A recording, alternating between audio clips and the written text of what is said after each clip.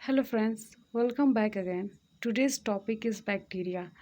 आज के सेशन में हम बैक्टीरिया को कवर करेंगे और जानेंगे कि बैक्टीरिया से कौन कौन से रोग फैलते हैं। ठीक है, अर्थात जीवाणु जनित कौन कौन से रोग हैं और बैक्टीरिया की खोज कब हुई थी, किसने की थी, इस सारे टॉपिक्स को आज हम कवर करेंगे। ठीक है, तो वीडियो को लास्ट तक देखिएगा और चैनल को सब्सक्राइब करना बिल्कुल भी मत भूलिएगा। ठीक है, तो चलिए वीडियो को स्टार्ट करते हैं और सबसे पहले जान लेते हैं कि बैक्टीरिया की खोज कब हुई थी। तो बैक्टीरिया की खोज 1683 ईस्वी में बैक्टीरिया की खोज कब हुई थी? तो 1683 ईस्वी में हालैंड के वैज्ञानिक एंटोनी वॉन ल्यूवेनहॉक ने की थी। बैक्टीरिया की खोज किसने की थी? तो एंटोनी वॉन ल्यूवेनहॉक ने की थी। ये कहाँ के रहने वाले थे? तो ये हालैंड के रहने वाले थे। और बैक्टीरिया की खोज कब हुई थी, किस सन में हुई थी? तो 1683 ईस्वी में हुई थी। किसके द्वारा? तो एंटोनी वॉन ल्यूवेनहॉक के द्वारा।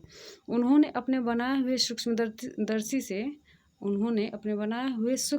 से दांत के खुरचन में इन जीवाणुओं को देखा तथा इन्हें सूक्ष्म जीव कहा। ठीक है, तब इनका जीवाणु नाम नहीं था। ठीक है, जीवाणु नाम किसी और वैज्ञानिक द्वारा दिया गया जिनको हम आगे देखेंगे।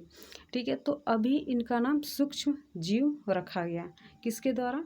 तो एंटोनी वॉन ल्यूवेनहॉक के द्वारा। इसलिए इन्हें जीवाणु विज्ञान का जनक कहा जाता है। किसे जीवाणु विज्ञान का जनक कहा जाता है? तो एंटोनी वॉन ल्यूवेनहॉक को जीवाणु विज्ञान अर्थात बैक्टीरियोलॉजी का जनक कहा जाता है। ठीक है, तो जो जीवाणु नाम है वो जीवाणु का नामकरण इहरेनबर्ग द्वारा, ठीक है, इहरेनबर्ग नामक वैज्ञानिक द्वारा प्रस्तावित किया गया।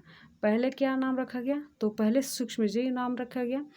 ठीक है, और जब इहरेनबर्ग इस पे वर्क किए, इस पे छानबीन किए तो उसका नाम जीवाणु रखा। ठीक है, इसका नामकरण क्या हुआ? तो जीवाणु हुआ। तो जीवाणु का नामकरण किसने किया? तो इहरेनबर्ग नामक वैज्ञानिक द्वारा ये प्रस्तावित किया गया। यह एक कोशिकीय सर्पिलाकार गोलाकार होते हैं।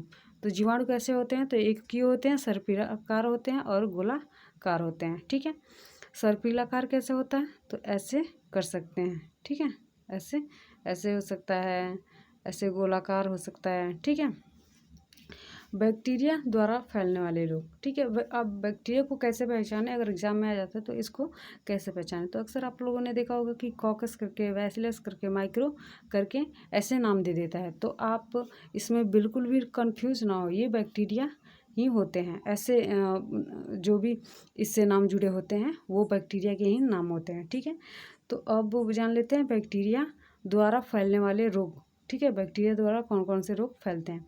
तो पहला है प्लेग, डिप्थीरिया, तपेदिक, काली खांसी, टिटनेस, कुष्ठ रोग, निमोनिया, हैजा। ठीक है, ये सब बैक्टीरिया द्वारा फैलने वाले रोग हैं जो बैक्टीरिया के द्वारा फैलते हैं। ठीक है, इसको हम एक ट्रिक के माध्यम से याद करेंगे। जैसे आप लोग ऊपर देख सकते हैं कि दिया है पंडित का टिक न्यू है, ये एक ट्रिक है। ठीक है, प से प्लेग है, डी से डिप्थीरिया है, त से तपेदिक अर्थात प्लेग, डिप्थीरिया, तपेदिक अर्थात पंडित।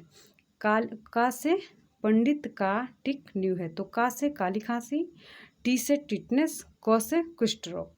ठीक है, न्यू से है न्यूमोनिया, है से है हैजा।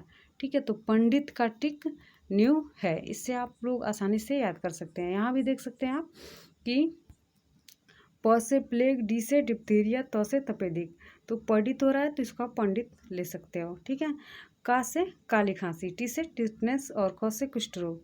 तो पंडित का टिक न्यू है। ठीक है, अतः पंडित का टिक न्यू है। इस तरह करके आप लोग इसे आसानी से याद कर सकते हो। प से क्या है? तो प से प्लेग है, डी से डिप्थीरिया, त से तपेदिक है और का से है काली खांसी, टी से टिटनेस, क से कुष्ठ रोग, न्यू से है निमोनिया, है से है हैजा। ठीक है, तो इस तरह आप पंडित का टिक न्यू करके इसको आसानी से याद कर सकते हो। और आज का हमारा क्वेश्चन है कुष्ठ रोग उन्मूलन दिवस कब मनाया जाता है? इसका आंसर आप लोग कमेंट बॉक्स में ज़रूर लिख भेजें। ठीक है।